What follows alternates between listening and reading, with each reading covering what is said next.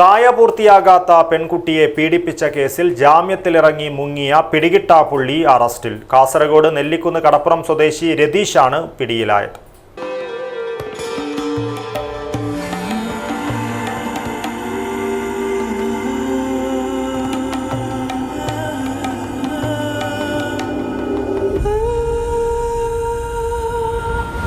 ചരിത്ര Vivah bridal collections by Shopika weddings.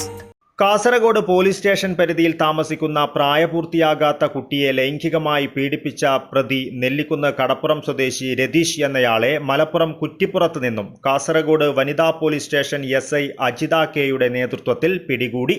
പോലീസിന്റെ അതിസമർത്ഥമായ നീക്കത്തിലാണ് പ്രതി പിടിയിലായത്. 2020 പിന്നീട് പല പ്രാവശ്യവും കുട്ടിയെ ലൈംഗിക പീഡനത്തിന് ഇരയാക്കിയെന്നാണ് കേസ്.